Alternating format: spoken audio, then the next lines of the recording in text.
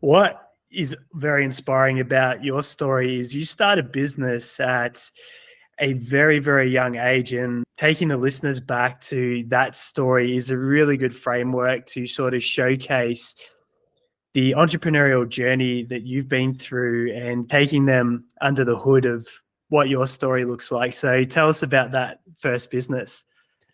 Well, honestly, I don't know where it came from because my dad was a pilot. My mum had the harder job raising myself and my three siblings, which was was challenging. I couldn't imagine. I've got two, and that's enough. So I couldn't imagine having to have four. But for me, it was 1987, so I would have been just before my 13th birthday. I decided to start a car wash cafe in the front yard of my parents' house. I was about 4'2". I was driving cars from the driveway and parking them into the council's park across the road. I imagine they'd have a field day now with someone doing that. But I was making up to $200 cash in the hand on a Saturday washing cars. And so I was the richest 13, 14, 15-year-old. I transitioned that from because I had got my pocket money. I bought timber from BBC Hardware. There was no Bunnings back then, and made some A-frames and spray painted them and put them out on the street. And that's how I was getting my business. Then it was too lumpy. It was too all over the place. And I think, well, how else can I do it? So I went to school and I asked the guy that did all the printing, could I pay to have some brochures printed? So it's just some black and white, A5s. And he's like, yeah, we can do that. So I ended up paying the school to use their facilities because they wanted to support my initiative into business. So and then I took my car washing mobile for the next 3 years. And so I ended up locking in 4 or 5 washes every Saturday, every either 2-week cycle or 4-week cycle with the same people. So I ended up just continually washing cars.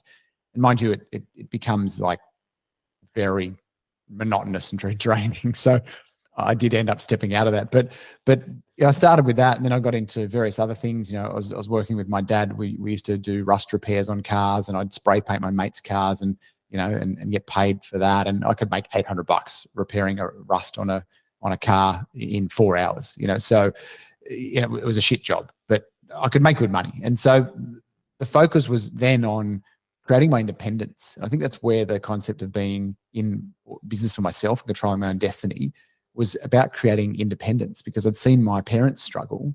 I'd seen a difficult business situation where my dad got screwed by 2 business partners who signed all these checks and stuff.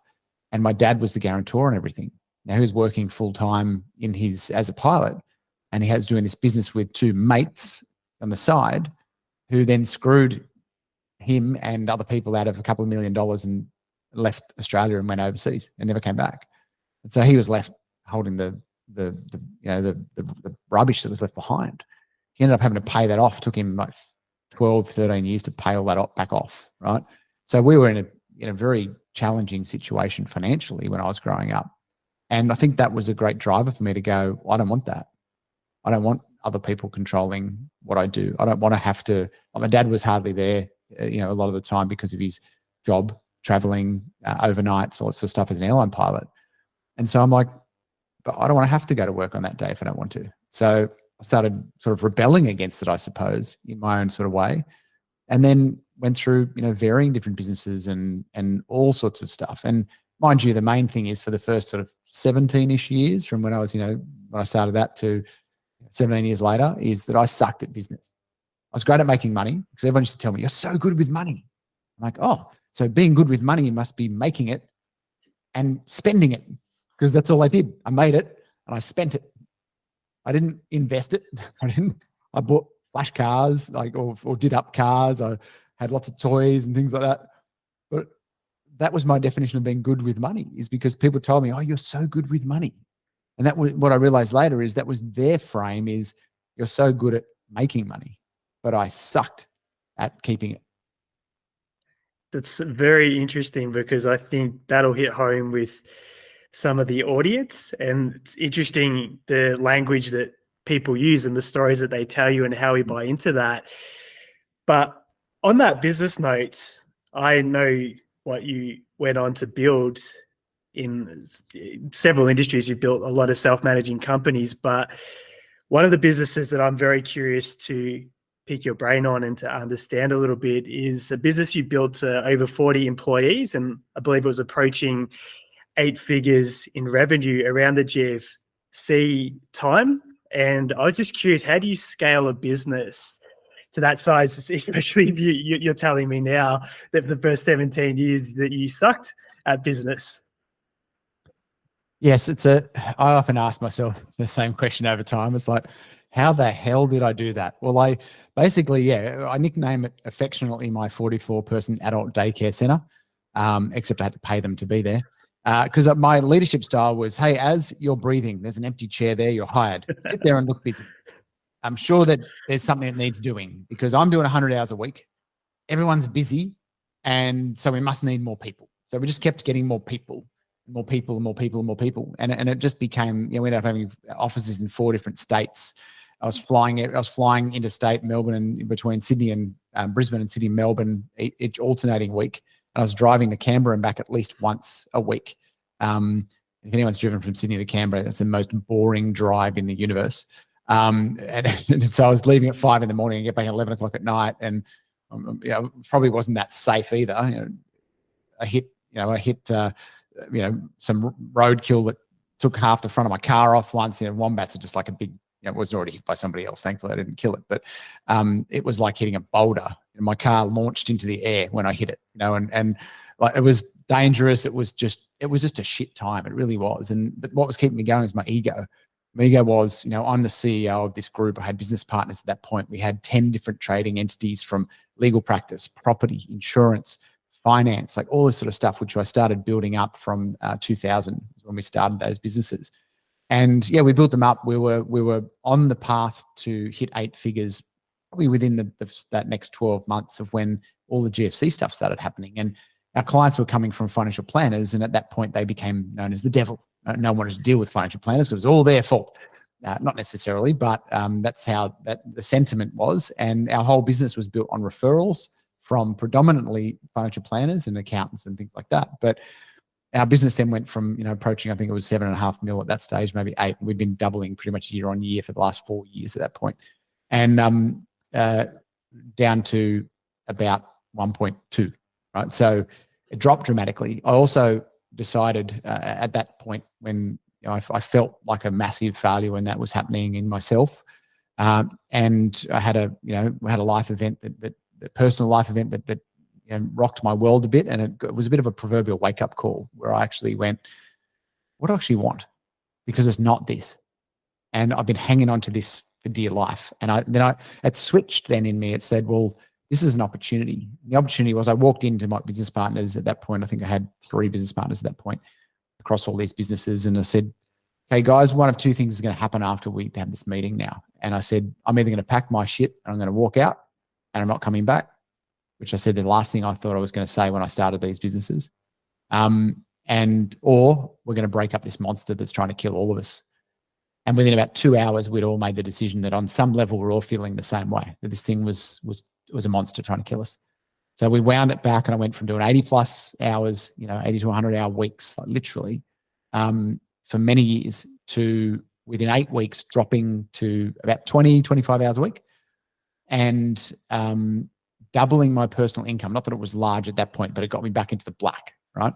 Because mind you, during that time, the businesses were growing and all sorts of stuff, but growth chews cash, right? So whilst that business was growing so rapidly, $7.5 million, personally, I went into a $657,000 hole in my mortgage and 157 grand of that was credit cards, right? So the business couldn't fund us as the owners. It was all being plowed back into the business, which was just, like I said, sucked at business, right?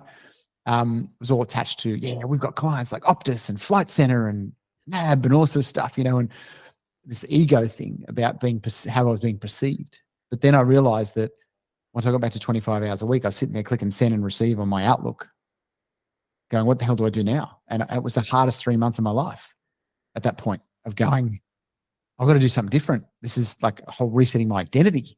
So my identity was doing 400 or 500 emails a day, and just putting out all these fires. Suddenly half the fires, most of the fires weren't there anymore. And so it was such a profound change where I said, okay, well, people say, well, if you've got the time now, and I was drawing enough money to go back into the black and start moving forward again. not a lot, but enough to, to be comfortable enough. You know what I mean? And it's just like, well, one, I want to sell my legal practice, which I did the next year. So then that dropped back to under 10 hours a week. And I'm like, okay, well, now I'm in that place where I've got enough money to just survive, right?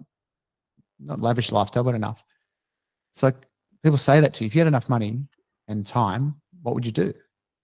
And that's a really hard question to answer when you're sitting in that, because you literally could do anything, but you can't do everything.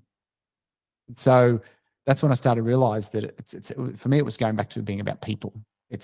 I love working and helping people grow. It wasn't about business for me. It actually was about people.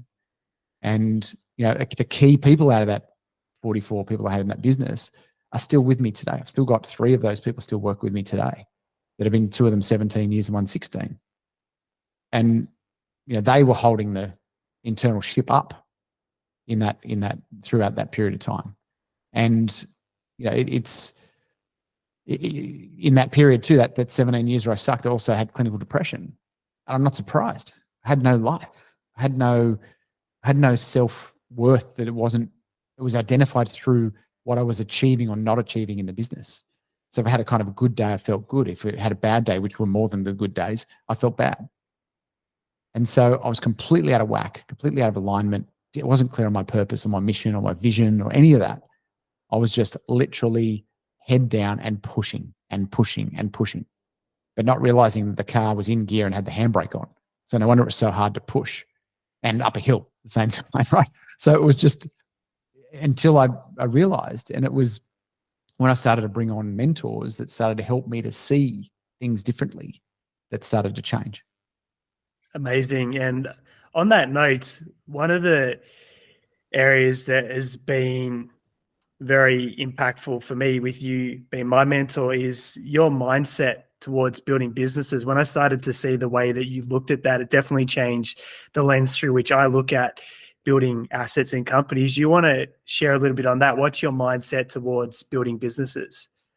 Well, a business often is going to be one of the most valuable assets that people create in their life. Right? Yeah, they might have a home and stuff like that, and over time pay it off. But it's not an asset. You can't eat it. You got to live in it. And if you move out of it, you either live in a tent or you go and live in another house. So it's actually not an asset. It's just it's a home, and you got to move that out of your asset column and go, okay, well, it's actually an expense. It's a living expense, yes, but it's an expense because I can't eat it. I can't use it. Whereas a business is effectively to be building it. And the methodology or the framework that I follow is, how do you build a business so that it doesn't need you to be there? So in other words, what we term as a freedom business. So it gives you the choice whether you work in the business or not. And I have, the remnants of those businesses that I started back in 2000 and 2001 still run today. I haven't worked in them for 10 years. They still give me income. I get a report. I invest about 20 minutes a month on that business. And whenever I talk to my key manager, Michelle, in that business, it's about how's she going? How's her husband? Like, how's everything else? Blah, blah, blah, blah. It's got nothing to do with the business because she runs it, right? She's running it for years. And so building businesses that don't require us is, for me, and in part of what I teach is we have a thing called the foundational core. And one of the elements of that is my definition of success, right? Is getting people to define what success means for them. And I don't know anyone that's a private jet and a 50-meter yacht, right? Nobody has that as a definition of success. Mine is the freedom to choose and the impact I have on those around me. That's success for me. That's how I feel successful every day, not as a destination. And so when we apply those principles back into business, it's like, okay, how do we build a business that doesn't need us in it as soon as humanly possible? And because business is a system, it is not complicated. People complicate business. And usually we're the most complicated because we're the one that jumped off the cliff and went, oh crap, I need to build an airplane before I hit the bottom and go, and we've never built an airplane before. We might be a great plumber, electrician, engineer, doctor, it doesn't matter what it is. We're skilled in our craft, but business is a whole nother skill. Realistically, people should be getting into business, should also do a 3-year, business learning before starting one to make it successful. But you're given an ABN, a tax phone number, and a bank account. Good luck. That's it. and you take your skill or your trade, and then you realize that you suck at business because you don't know how to do it.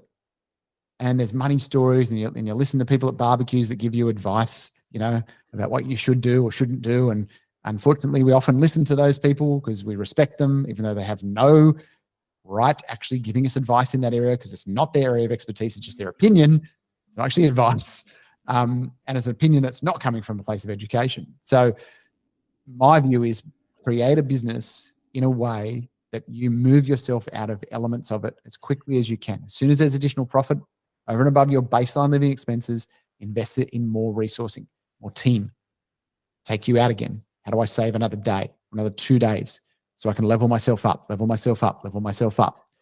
And, Michael Gerber in E-Myth, he talks about, he's a funny guy. I did an event, I was on the shared stage with him.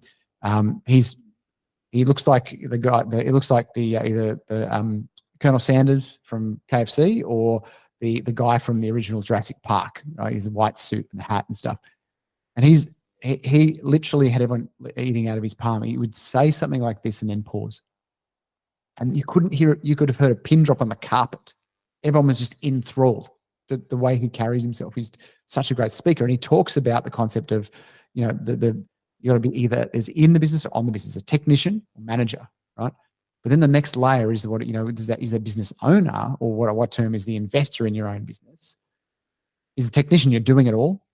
The manager, you're managing people doing it, and you're probably still doing some of it. And that's the in and the on the business. The problem with people say, I've got to go from in to on the business.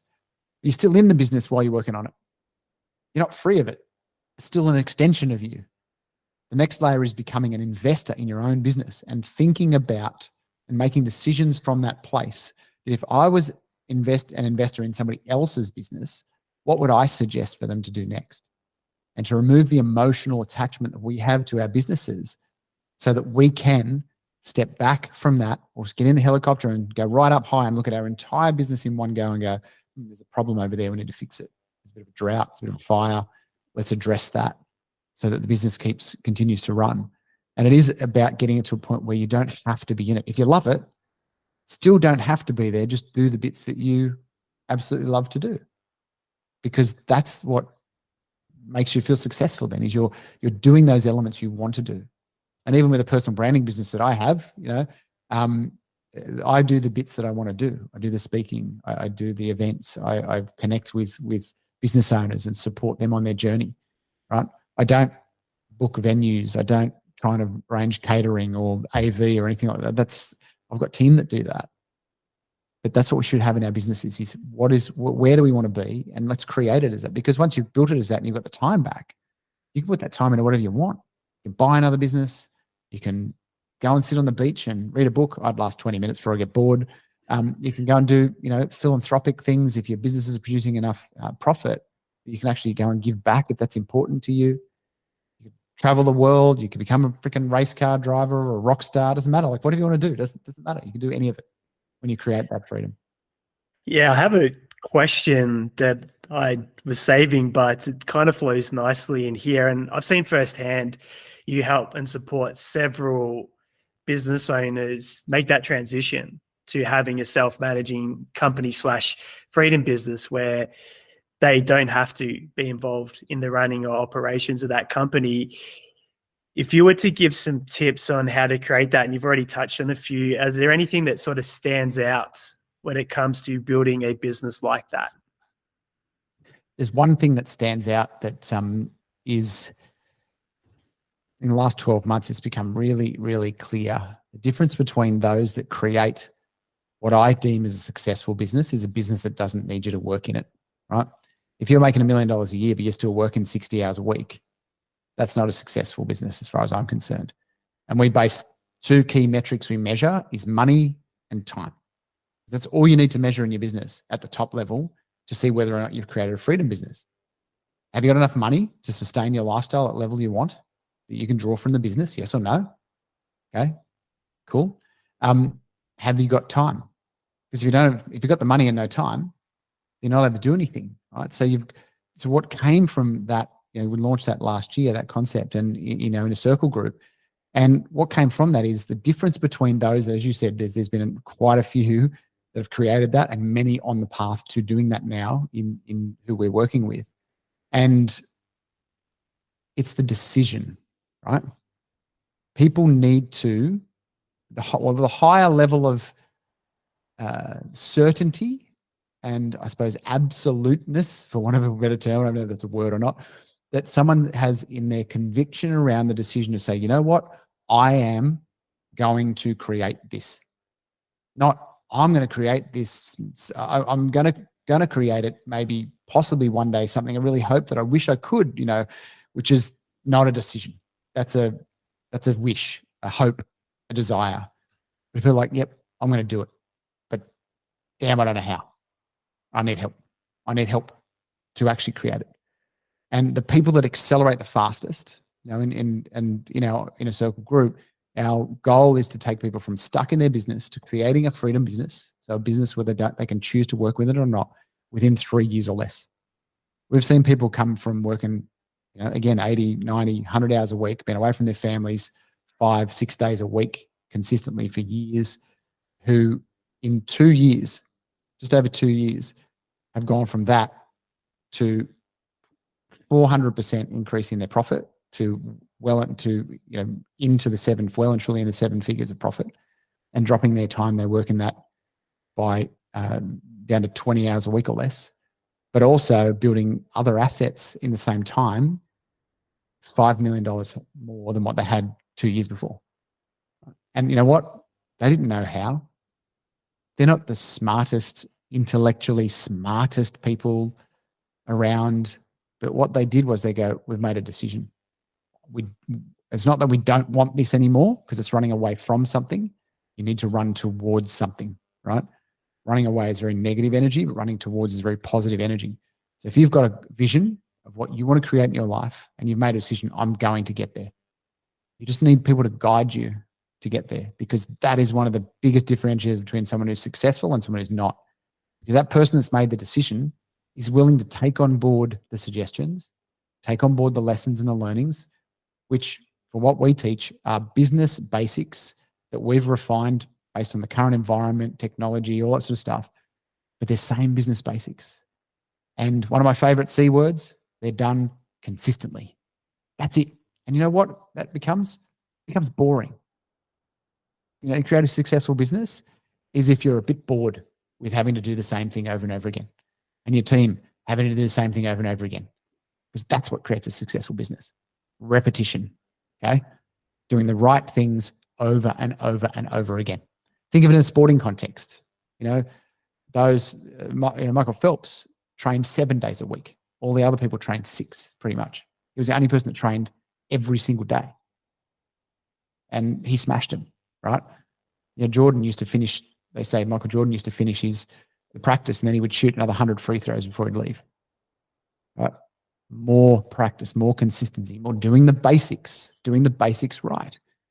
And that's what creates success. It's not some, hey, we've got this newest fandangle AI-driven Facebook marketing funnel that's going to get you so many leads. It's going to be like a dam's burst, you know, in your face. This rubbish that you hear out there, just fucking ignore it. Pardon my French, but just ignore it, right? And this whole concept of these BHAGs, this big, hairy, audacious goal, is just BS. Get clear on what you really want. What do you really want? Do you want some choice? Do you want some freedom? Because most people we work with, their number is somewhere between $300,000 and $500,000. If you said an average was $400,000 a year drawing from their business, you can create a $1.5 million, $2 million business and be drawing that sort of money from that business. And you can have it running predominantly, if not completely, without you. So don't have this pie in the sky, I want a $10 million business and 50 locations with 1,000 team members, because that's just a big headache. If you want it, great, go for it. But most people don't. They actually want to get more choice, more time back, to have more experiences in their life, be it with their family, their friends, traveling, you know, doing other interesting things. And it comes back to that, is have something that draws you towards it, clear vision of your future. What do you want it to look like? And get the people that can walk with you and help you get there with the least amount of injuries in the shortest amount of time. On that note, too, with the injuries and the low points, which is where a lot of people enter your community with that pressure of working 80, 100-hour weeks, the profit or the numbers aren't clear, they don't have that direction. I know you're extremely, and you already have been open and vulnerable with parts of your journey. Was there a low point for you in your business career that you're open to sharing? Oh, there are so many. There are so many. I guess one of the key low points was around my numbers, right? And one of the nicknames that my clients have for me is the numbers nerd, or Rain Man, because I do a bit of Rain Man-y kind of stuff with the numbers. But I didn't always do that. I avoided it like the plague, because I knew deep down that as soon as I faced my numbers, it would show me how shit a business person I was. Simple as that. And eventually I did it, and I looked at my numbers, and it absolutely floored me for the next 3 months. I was that close to giving up on everything and just pulling the pin, just walking away. Like it took some support from, I finally reached out for some support for some external people rather than doing it all myself.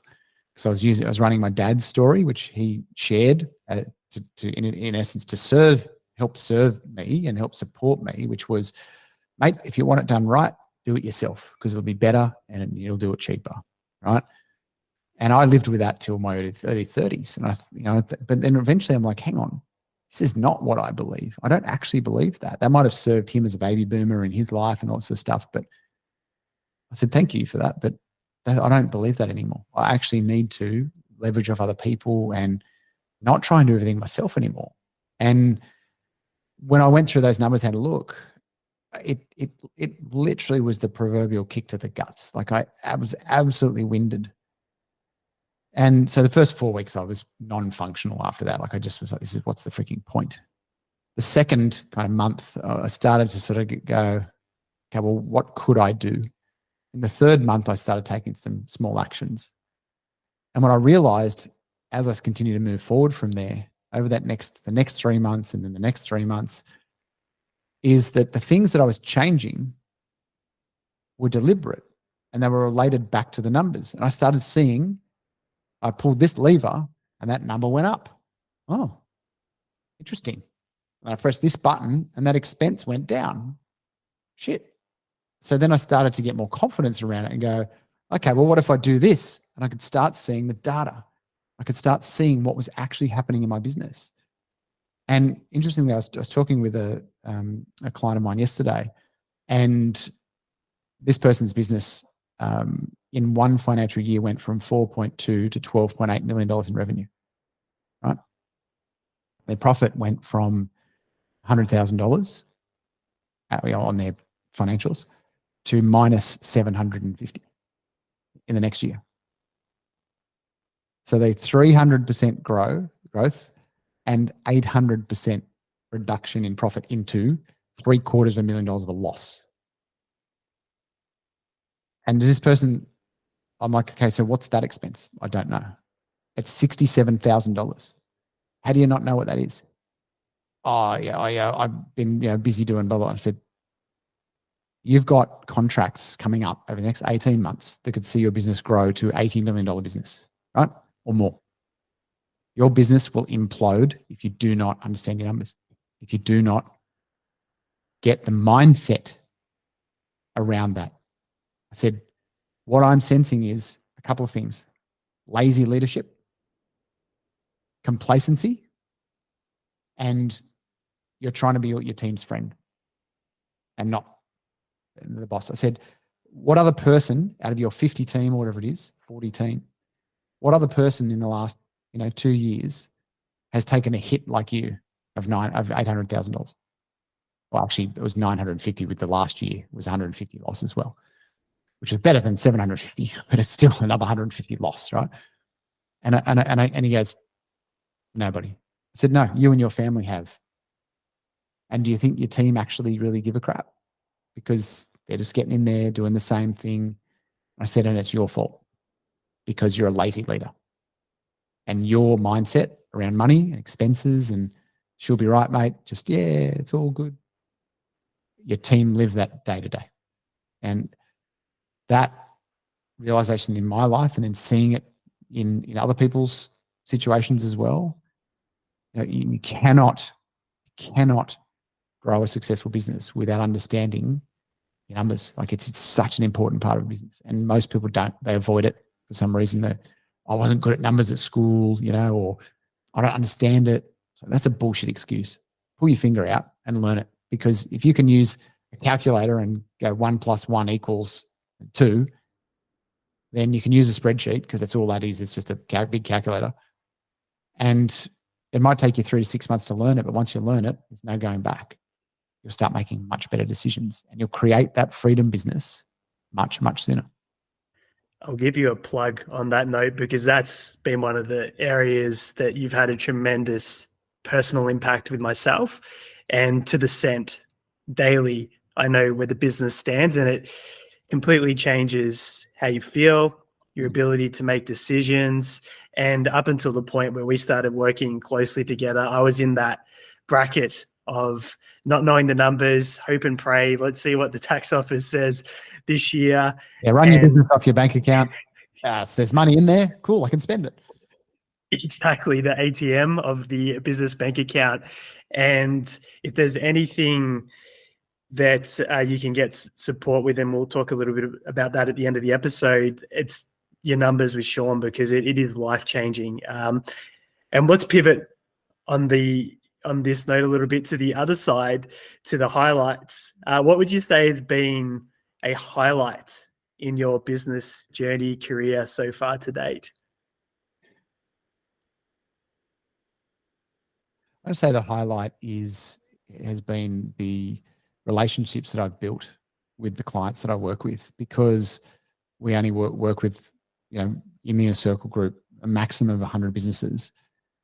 I get to know, and my team get to know, like yourself, you're one of my closest mates. So through working with you and supporting you and Paula on your journey and all that sort of stuff.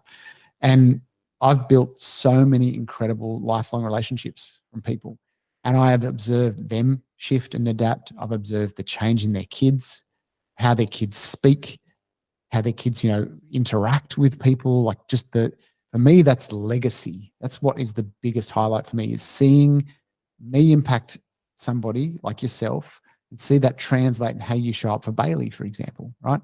Or I look at other clients who say, that, oh, my daughter there was 5 spots at this private school and 100 kids went for it and had to do she was 11. She had to do a presentation to the whole school board of 8 people about why they should put her in the school. And he recited back, he was in tears telling me this. He said, she recited back this, and this. And it was all this, I've got goosebumps again. And I was in tears after he said it to me too, because the impact is all the stuff we've been teaching him. She'd somehow been exposed to it through him, through the stuff that he'd been listening to or watching on our, members area content. And she used those same lessons and got one of those 5 spots out of the 100 kids in that private school by how she showed up. And that to me is legacy. It's change. And my purpose, which for many years was helping people succeed. And late last year, sort of second half of last year, I started feeling a bit lost. And Eric on my team, who's one of my closest mates too, he said, Sean, are you sure it's not your purpose? You might, no, my purpose is fine. It's all good. 6 months later, I'm like, I think it's my purpose, eh? I think you're right. And I'd gone away from that, and it took some work with some other people that I know to uncover it, which is my purpose personally is to change the world one person at a time, right? Because I believe that depth of change, when you work with someone and get to know them so well, that we all need someone we respect to call us on our bullshit more often, right? Because that's where growth happens. And everyone's like, yeah, you're a great singer. And then they go on one of those singing shows and they're like, you're horrendous. Well, my family says I'm great. You don't want that. You want people to actually say, you know what, I wouldn't go on that show. You're going to embarrass yourself, right? Because you really are a terrible singer. They might not like it, but we need that, right? The people in our lives to be able to support us on that journey. And again, that's the highlight, is the people.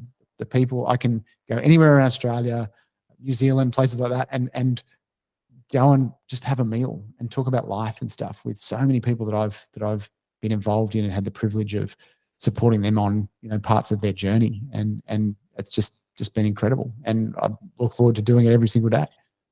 Tell me about that evolution from going from essentially being a businessman, owning multiple companies, putting them under management, to stepping out as Sean Soole, which is a big, giant step. How's that experience been? Oh, that sucked.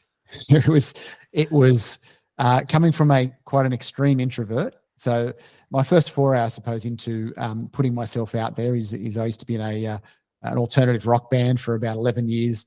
And you can see one of my guitars in the background here. Really, and this on the other side here this is a picture from the Matrix, right? It says the choice is yours, the red pill or the blue pill. Which one are you going to take? And that was that point in time that I talked about before, where I had to make a decision. Do I stay with what I'm doing, or do I literally take the red pill and do something completely different and put myself out there? And that was one of the hardest things I ever did. And I remember the first time, and I thought, okay, I need to start getting out there and speaking, public speaking. And I can tell you, when you've got a guitar and a microphone and a stand in front of you, it's a very different experience.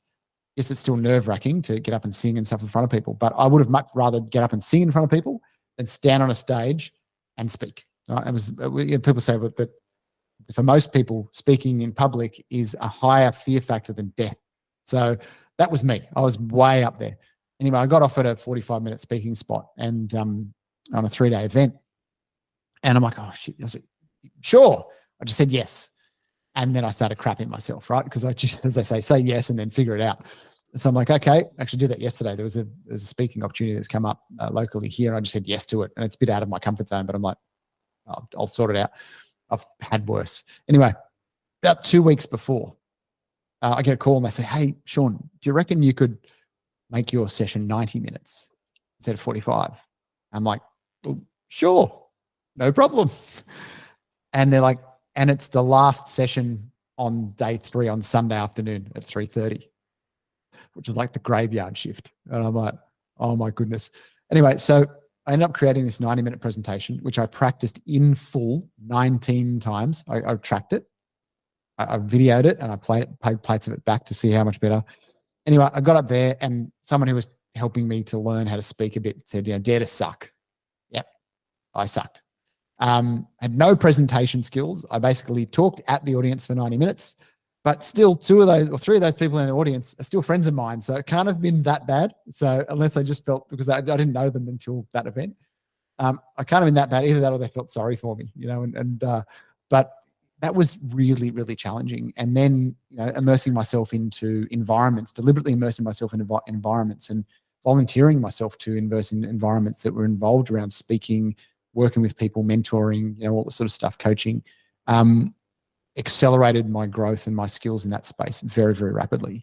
And then I got to apply those, all the screw ups that I'd had in business. And I could see other people doing them and saying, Az, don't do that. I tripped over that log 29 times. Can you see what my face looks like? You've just tripped over it once. Let me show you how to move it so you don't trip over it again. And so I know that people are like, oh, Sean, you could take what you learned now and go back to when you were 25 and do it all again. I'm like, well, no, I couldn't, because I had to go through all that crap to learn what I learn now. So I'd like to know what I know now to be able to have the impact that I have on people. Because without that, I wouldn't have the tools that I have now. So I wouldn't change anything. Amazing. And we're going to transition elegantly into the theme of the podcast now, because I really want to pick your brain on content and the way you approach it. And you have content going out across your different social mediums every single day of the week. For those of you that will, I'm sure, start following if they're not already after this episode, what is your mindset towards content creation? So for me, content comes naturally when somebody asks me a question, right? So I find it, and I worked with Paula a few weeks ago on a sales page video, and it was like a 7 or 7.5 minute video. It took me 3.5 hours to do it, right? Because I sucked so bad at it, because this kind of pre-framed, is it too salesy? Is it going outside my level of integrity, or how's it going to be received? And trying to read and remember a script is just not my strength, right? And so for me, creation of content is about someone asking me a question and me giving them that small nugget they can take away and apply. That for me is content. Now, the value of content is the expansion of the impact that I can have. Yes, I can work with 100 businesses in Inner Circle and 20 businesses in our investor boardroom, which sits above the Inner Circle. But how do I impact more people? How do I still change the world one person at a time?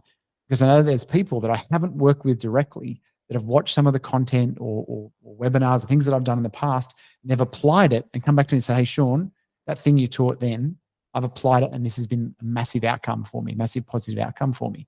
And so content to me is about the ability to have an impact at a much broader level to many, many more people. At the time of recording this, your team in Content Only is putting our content out for us, because again, someone stick a camera in my face and say, ask me a question.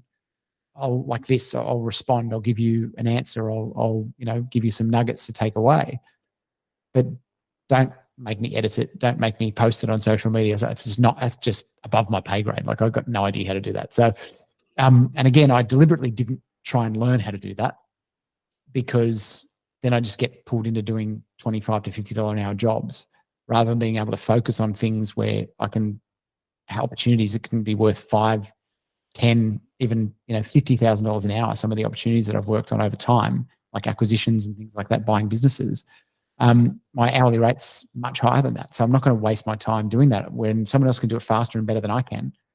So give it to them and allow me to make more impact on more people. Funnily enough, 2 of my team members have said, I love working on Sean's content because I get to learn something while I'm doing the work. So inside the team, you're having an impact just there as well. But you also have a unique approach to content. How would you describe it? For me, content has to be authentic. It has to be real.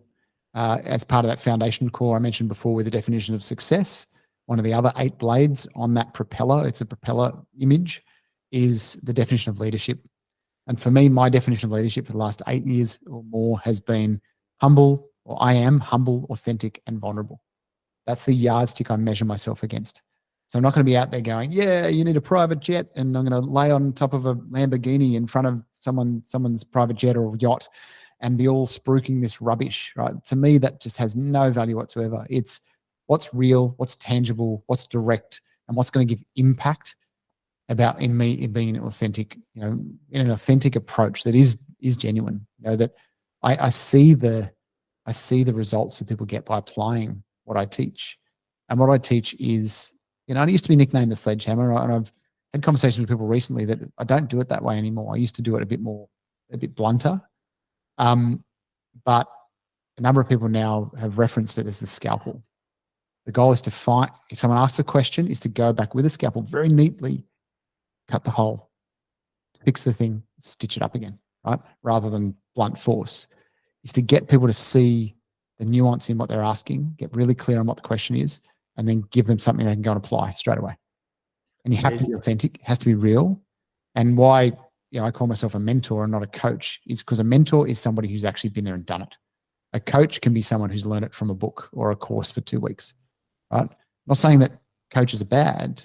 There's plenty of great coaches out there, but if you want someone with real experience, you need to find someone who can actually mentor you because they've actually done it before themselves and they've tripped over that log 29 times until they figured out how to get over it, right?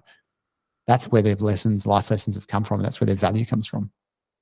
Amazing. And from the investor standpoint, what would your advice be to, let's say, one of your Inner Circle members building a freedom business, looking at content as the investor in their business? Well, definitely one of the things is leverage. Content to me is about leverage. And yes, there's people go, oh, but there's so many businesses out there doing it. But still, it's probably only 5% of businesses. It just looks like a lot, just because the algorithm, because you're in roofing, you probably see lots of roofing stuff, right? Because the algorithm's showing you all of that. But still only 5% of roofing businesses are probably doing content, right? So it's not actually that competitive. So for me as an investor, and depending on the type of business, because some businesses don't need content per se to market, they do different styles of marketing, whether it's referral-based or partnership-based marketing or things like that. But for those that can benefit from content, and particularly when it comes to you portraying your employment brand. Because, I know in the current market, at least here in Australia, is that there's an employment shortage. There's not enough skilled people. And I've got, members in Inner Circle, I mean, you know them as, that need 4 to 6 team right now because they've got so much work, but they just don't have the team. They just cannot get the skilled team. And so by making your bait shinier, fishing in the right place at the right time with the right bait, you're more likely to catch the fish. So content can also work not only for positioning or awareness, to potentially market and sell for your business, but can also attract talent into your business, talented team members into your business. And what have you noticed on a personal level as more and more content has gone out under the Sean Soole brand? For me, it's brought up, I'm proud of the content that I put out, despite getting, trolls saying horrendous things in comments about another F-wit. This just puts himself out there thinking he's all that and all the rubbish, which I don't feel that much anymore. There's 2 words, block, delete. They're not my target audience. So I'm not going to share stuff with them that I'm doing generously if they're going to be like that. So I'm just going to block, delete them. But we're always going to be idiots like that. But for me, I'm proud of the content that I put it there. And I really love the fact that I know that day or night, someone's watching something somewhere, and that one thing could make a change to their life. That one thing, like you said, as that horrendous meal that we had, which was one of the best conversations. The food was shit, but the conversations were amazing. Is that it had a profound shift on you, and it was 2 sentences out of that conversation. And that's what I try and capture in the content, is those 2 sentences. So when that person is ready to hear it, they hear those 2 sentences in a 60 to 90 second or 3-minute video. And they're like, whoa, shit, that's exactly what I needed to hear. And they go and do something about it. Because they call it shelf help. It's when you've read every book under the sun, listened to every podcast, done every course, but don't apply any of it. And that concept that knowledge is power, well, it's not. Knowledge is knowledge. Knowledge applied in the real world, that's power. And what's the content vision for Sean Soole now that you've got your own purpose, you've got your leadership definition, you've got this growing community? What does that look like long-term for you? For me, more and more of it is about, it'll expand into what I'm moving into over the next year, which is with a couple of partners. I'm going to be going and rolling up or acquiring a number of businesses. I find that fun. It's a great way to have freedom businesses is to buy them. It's not set them up, and buy them in industries where you can't do the work because you're not skilled to do it. Right? So it means you don't have a choice but to have it run without you. Right. So we're going to roll those up, and my goal will be is to start teaching people, like, hey, we're just working on this deal at the moment. This is the things that came up. These are the roadblocks we saw. This is how we negotiated around it, and just teach what we're doing. Right. Teach what I'm doing. Not, hey, one time back in 1885, I did this thing and it was great, right? Yes, we've all got those past stories, but I find it's much more powerful and much more relevant if you're talking about what you're doing now and what you're doing at the right in this moment, to give people that sense of the time, that this is almost live. They're almost watching this situation unfold live, and I think that's probably where the content's going to go. I think at some stage I'll get back into doing another podcast. I did step out of the Few podcast with my good mate Boo, the former Australian Air Force fighter pilot, and he took over that brand and he's now running the Few on his own. He's moved to the US as well to do that, but it just wasn't aligned anymore with where I was heading, and needed to step out of that. So I'll probably do that again. I think because podcasts are a great conversation. Like, I listen to a lot of content because I'm way too slow at reading. I'm horrendous, like 60 to 90 minutes, 90 words a minute maximum if I'm lucky. So I don't comprehend very well when I'm reading, but I listen. And I know that podcasts are a great way. Listening to someone's book is 10, 20, 30 years of their life in 5 or 6 hours of audio of all their golden nuggets, which is so profoundly powerful. But that's like someone's talking at you, right? When I love podcasts because it's like someone's talking with you. It's almost like you're part of the conversation. And so I feel that that's probably where it's going to go as well, is teaching more of the deal, the transactions, the challenges that have come up in buying a business, which are then going to be the same challenges as someone who owns and is building a business, and be able to teach it that way. Amazing. And what tips around technology, team, AI, all the leverage components would you pass on to listeners? So for me, there's always going to be something new, right?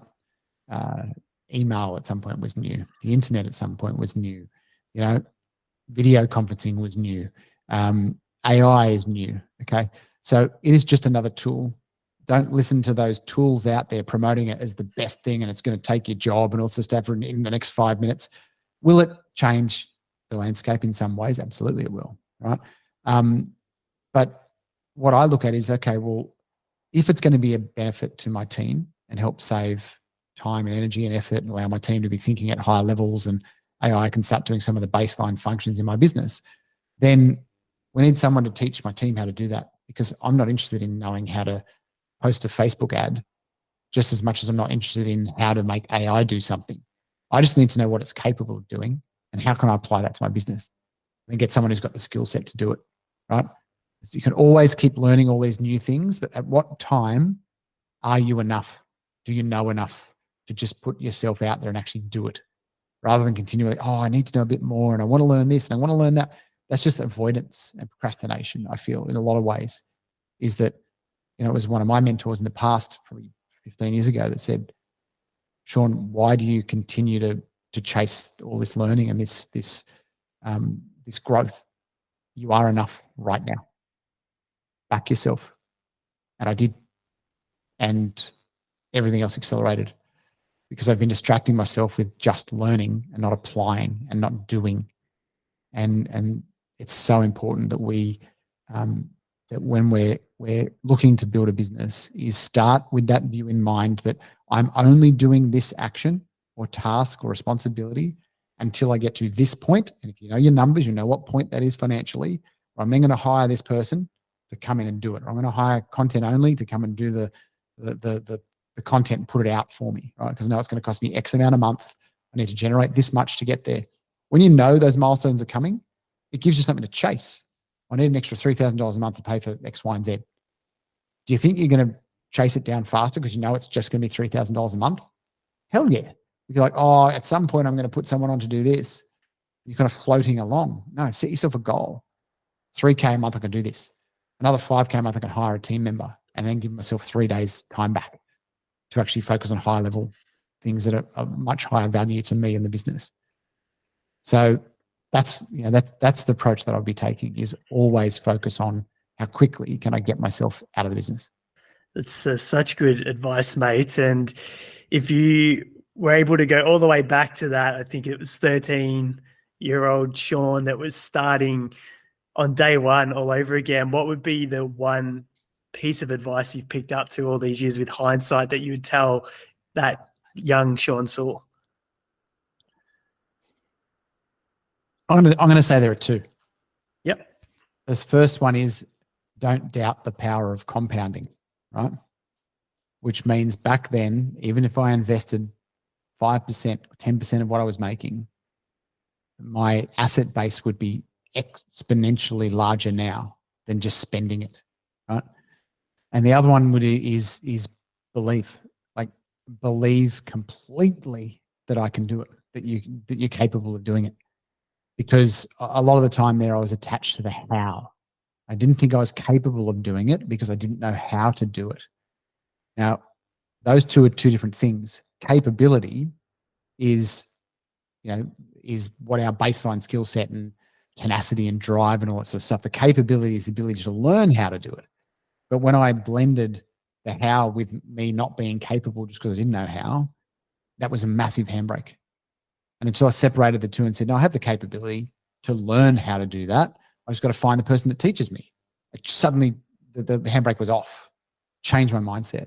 So that's what I would go back and say. Amazing. What about one piece of advice for future Sean Soole? Future Sean Soole. Interesting. I haven't had that question. I've always had the past one, not the future one.